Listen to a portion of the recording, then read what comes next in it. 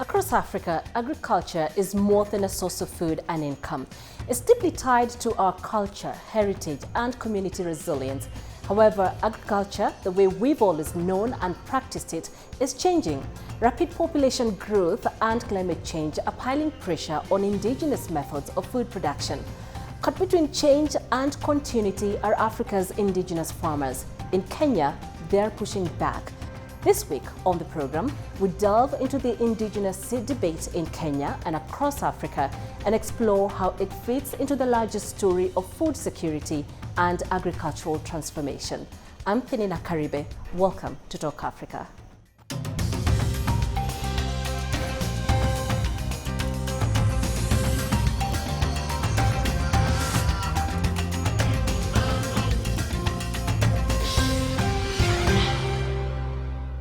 We have a lot to discuss, so let's bring in our panel of experts. Joining me on my immediate right is Elizabeth Atieno. She is a food campaigner with Greenpeace Africa.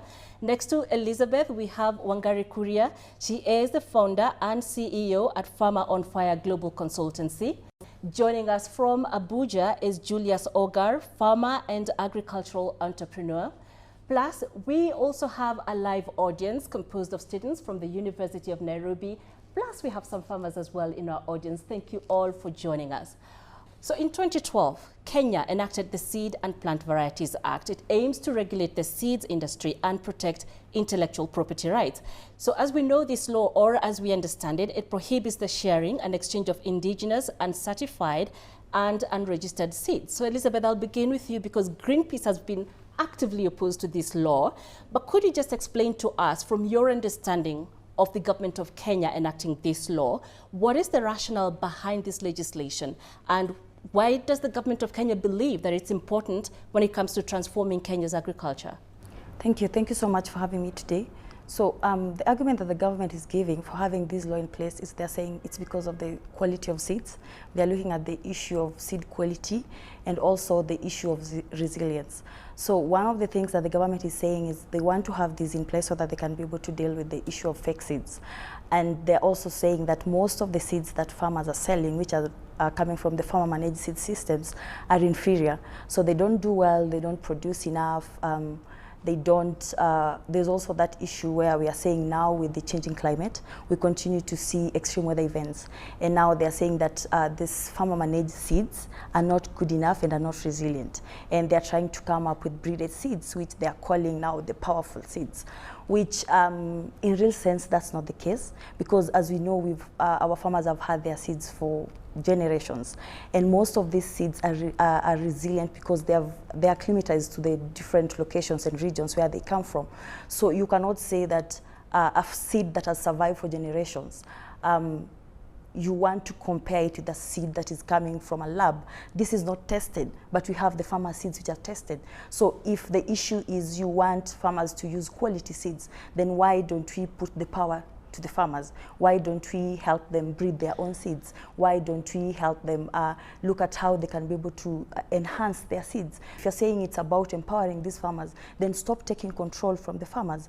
And when it comes to the issue of safety, there's also that key area where they're saying that they're also trying to make sure that the seeds that are being used in the market or are being sold in the market are of quality and safe for the people of Kenya. And that we go back to the same argument. If it's about the people, then we are going to empower the people to make sure that we have quality seeds, and we are going to protect our culture, our heritage, which is also protected in the Constitution. When you look at it, it's definitely tells you that it's all about profit. You don't expect a grandmother from somewhere in a very remote area in Kenya to even be able to go through the process of certification. So when you look at all the arguments that the government is giving when it comes to this issue, you can clearly tell that this is just to protect multinationals and leave farmers alone. Yeah. Okay, so Wangari, you're also among the chorus of opposition that we have seen coming out against this bill. As the CEO at Farmer on Fire Global Consultancy, what issues do you have with this particular bill? for us at Farm on Fire, because we deal with mushroom farming and mushroom seed production, mushroom propagation and all that, and community and grassroots mobilization of mushroom farmers, it is a critical issue for us, because it would mean that we would have to go register ourselves as a certified seed merchant, and that would take around 200,000 per variant. Each you have to register. So you can see how that can become an economical burden to the person who's required to register it, for them to share with their neighbor, which is something that we do in Africa communally. And then the penalizing, you know, punishing farmers for doing what they do, that is, for us, we feel is unnatural.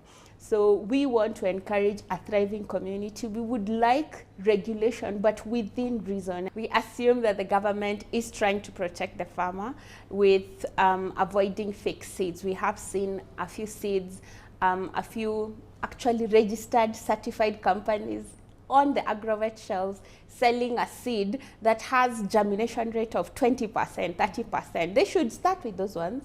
And then there's also the issue of overtaxation.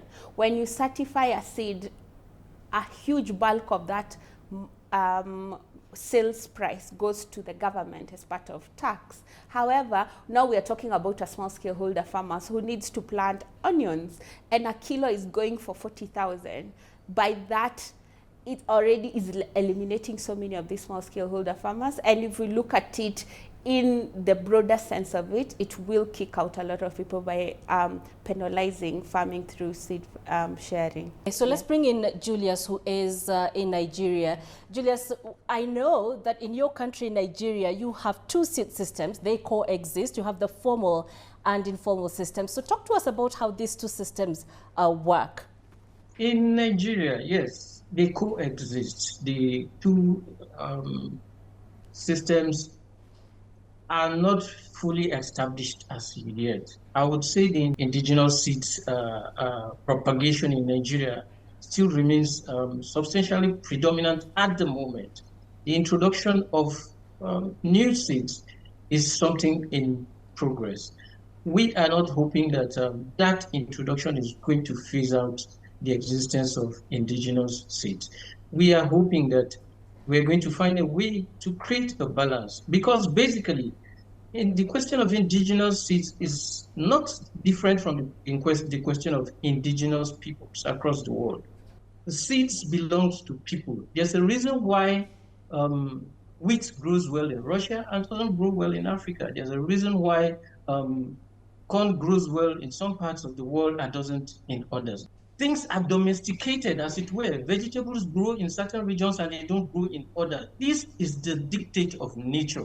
This is the way, and the people in those regions are adapted to eating and living on those seeds because they were naturally created for them.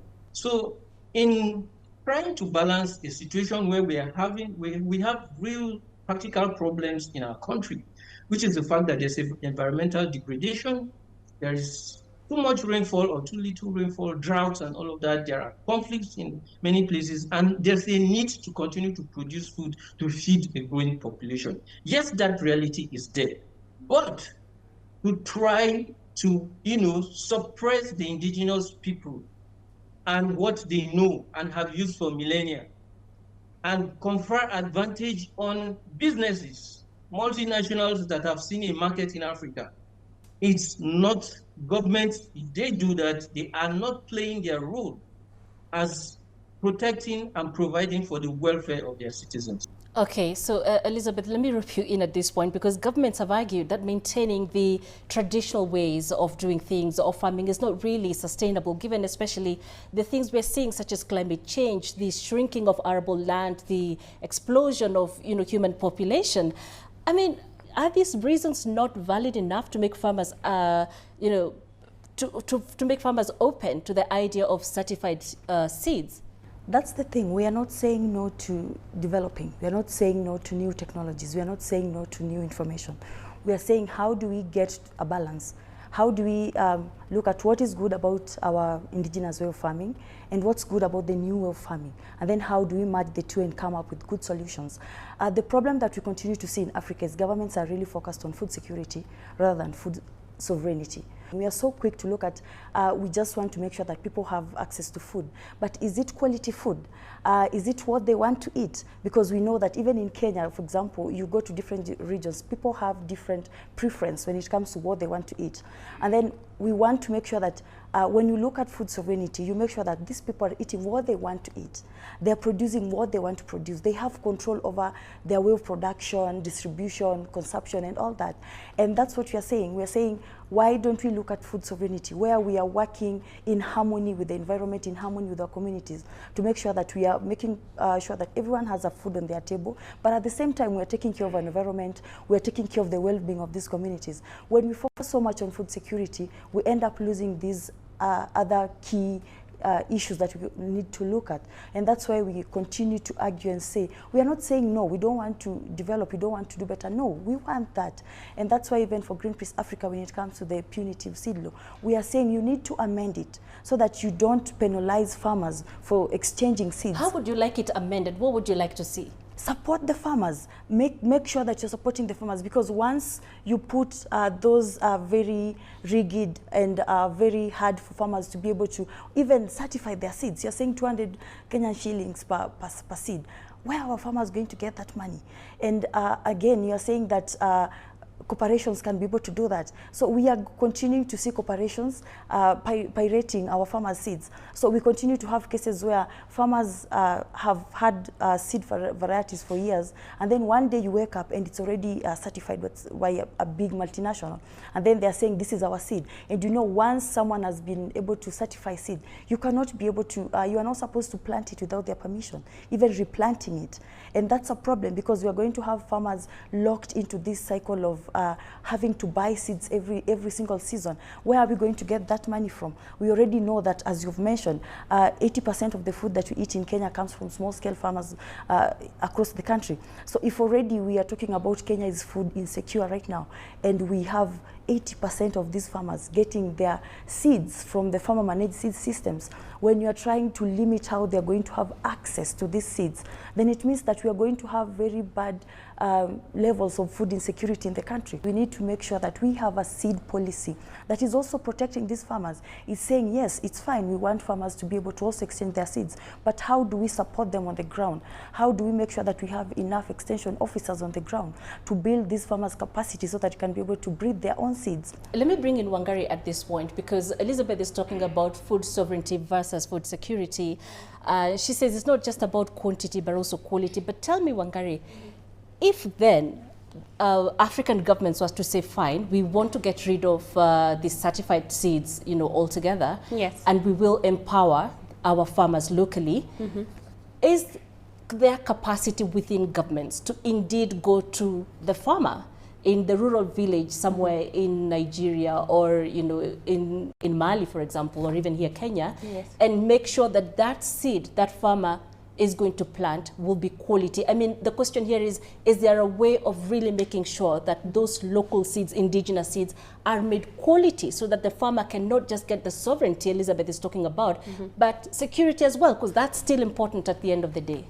I think the seed itself, it's fine. It's been working. It's adapted to our environment, to our soil. It's like most of the seeds that we have are drought resistant already. They're pest resistant. They have been working with us, and it's been working. But we are saying it's not just the seed. We could look at things like extension officers.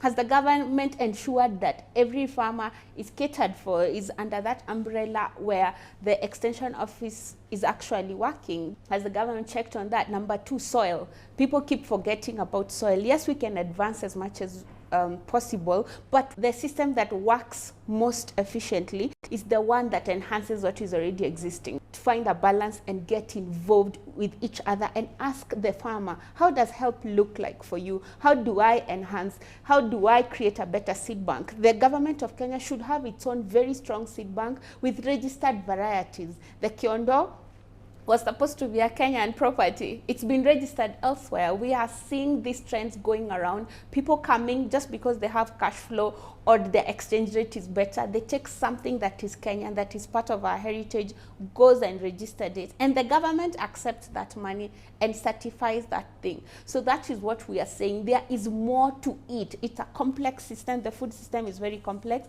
And we need to put attention to all things and also prolate and look at 10 years. How will this look like? Okay, so we have some farmers in the audience, and I'd like to just get a perspective of one of the farmers.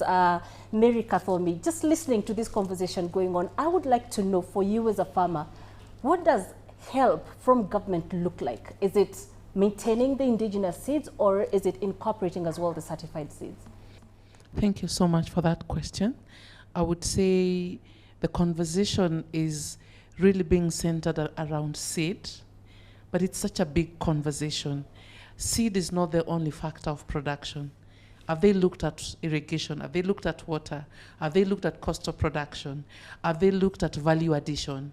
Because like in Kenya, more than 5 billion of food production goes to waste. What have we done about that? So I think when we center our conversation around just the seed, like the seed being the factor of production that is very central to food security, it is not a wholesome conversation.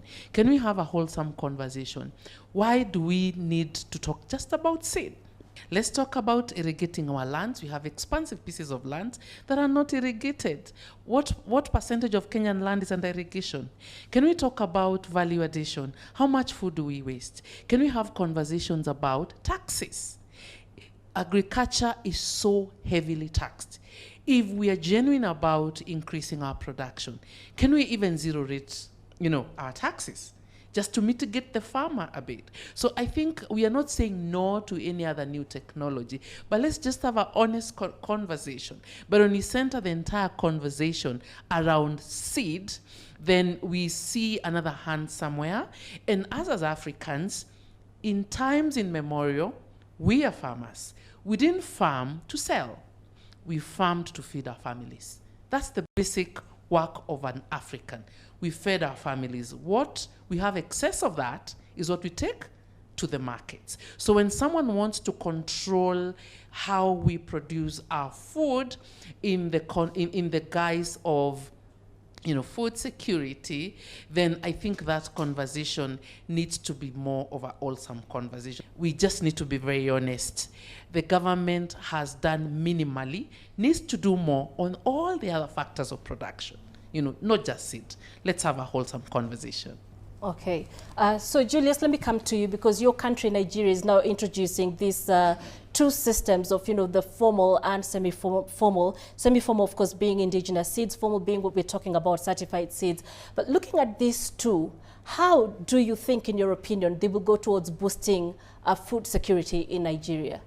Again, like in Kenya, in Nigeria, over 80% of food supply is from local, subsistence farmers.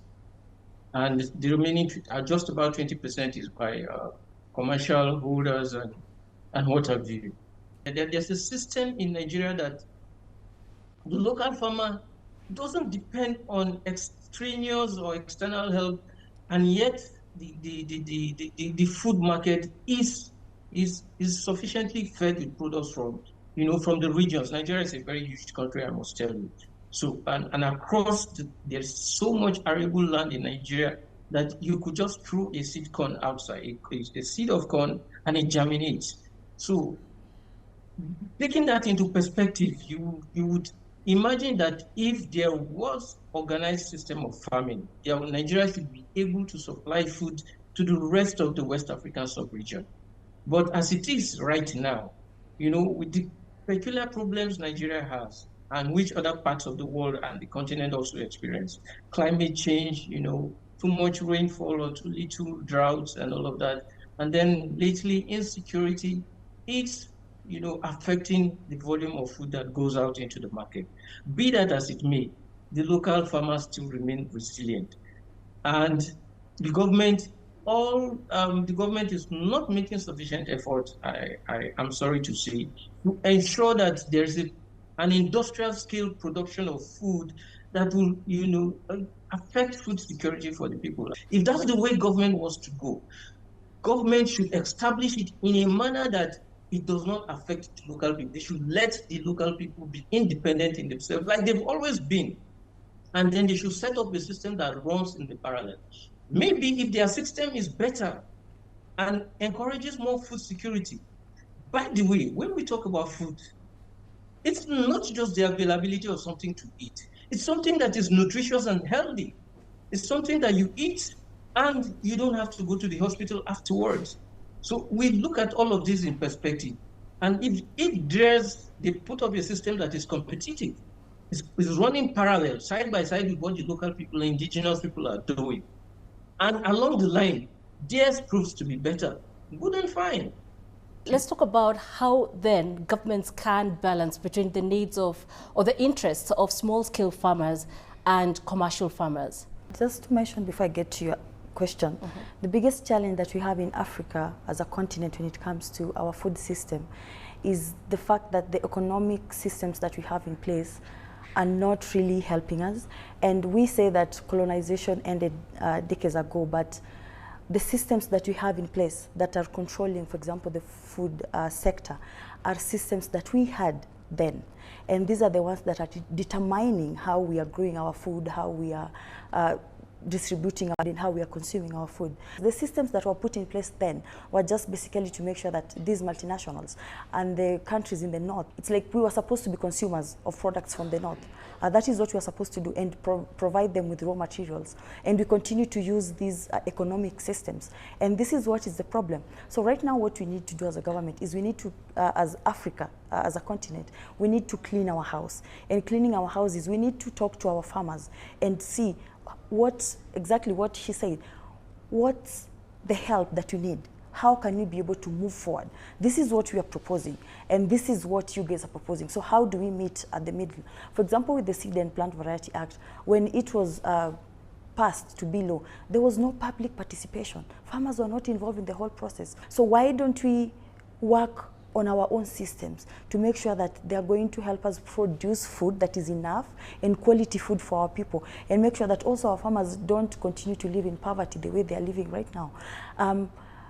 We need to do in-house cleaning. And in-house cleaning is making sure that we have policies that are supporting them and talking to them just to understand, as farmers from Kenya, as farmers from Nigeria, what's the help that you need. We are proposing that we do this. We have this seed that we think is better. And then the farmer will tell you, no, I have this maize variety that actually does very well. But maybe if we breed it with this other maize variety from another region, it can even be superior. So let's work on a system that is working with farmers and not against farmers. And as a continent, we are very rich when it comes to natural resources. And these are that are key to food production. But yet we are so poor. And that's a question, like, how can someone be so rich but so poor at the same time? It's because we have systems that are not working for us. We continue to see these multinationals making profit, and this profit is not even being used in Kenya. It's going in Africa, it's going out of Africa. So we need to work on a system that is supporting our farmers. So how do we make sure that we are doing that? Is going and talking to them, building their capacity on the ground, making sure that they have access to, for example, she was talking about extension officers on the ground who can be able to take them through these new technologies. So we are not saying no to new technologies, no to development. No, we are saying let's talk of development, but try to empower farmers and move together with farmers while doing that. Okay, so let me just take one more question from our live audience. Thank you so much. My name is Anastasia Kiragu from the University of Nairobi, and my question goes to Elizabeth. Now, to address the current challenges in agri-food systems, do you have like strategies that cater for, intensifies farming, putting it in the factor that 80% of Kenyans alone are dependent on indigenous farmers? It's really interesting to see university students interested in this conversation, because I feel like for the longest time when you talk about agriculture and food, most young people have not been interested in this. And now seeing young people coming out and really speaking about this, it's really giving hope to this. So thank you so much for being here and for your question. And yeah, there are so many strategies that we can be able to put in place to make sure that we are working towards a solution. 3 strategies work. One is making sure that we have community agriculture support systems, where when you talk about, for example, the issue of seeds, you were talking about the community seed banks. We already see this working. In Kenya, we see farmers coming together and working on community seed banks, and they're saving their seeds. They never lack seeds. Just about 6 months ago, we had floods in Kenya. Some of these areas were really affected, but some of the seed banks that these farmers are, because farmers are also strategic, they know where to put their community seed banks in high areas where, for example, when you talk about floods, it will not be affected. And after that, we could see farmers, they were able to have access to you've lost everything. So, and then you go back to your farm. You don't have money to go and buy certified seeds and those expensive seeds, but you can go to your community seed bank and get seeds from there. So we continue to see farmers coming together and working as networks on the ground to be able to see how do they support one another, how do they produce food that is relevant to them. Another thing that we can be able to do is also awareness. How do we make sure that we create awareness among our farmers, among consumers? Because another key issues that farmers have is when it comes to producing organic food, most of them have an issue of getting market for the food that they're producing. So yes, you're doing all this to make sure that you're producing quality food, but you don't get the market for it. So how do we continue to create that awareness? And also how do we also involve, for example, university students and the different group, for example, youth groups, to just build their not only capacity, but also inform them. So it's not just for the government, but it's also for the non-governmental organizations that are working across Africa. And it's also for consumers and individuals. We need to start asking these questions, and we need to support our farmers. Okay. And Julius, let me come to you for my final question, because the truth of the matter is that farmers do want as well to make a profit out of what they're doing. So they do want to make sales of their produce. And so government still needs to learn that delicate balance between the smallholder farmer and the commercial farmer. And I think the model that Nigeria is embracing is really special in that sense. So kindly just explain to us how farmers in Nigeria are expected to navigate between these two systems. The smallholder farmer, for a long time, is left to his own devices. In order to strike a balance, the government actually needs to be on the side of the people. It has to be on the side of its citizens, because that's the way you can actually encourage more productivity and more production. And then the incentive government has to provide in my country, like Nigeria, to ensure that there is adequate security for people to, go to their farms, and to ensure that there are enough inputs for farmers, support systems, extension services that gives farmers leverage wherever they need support in order to continue to do what they are doing best.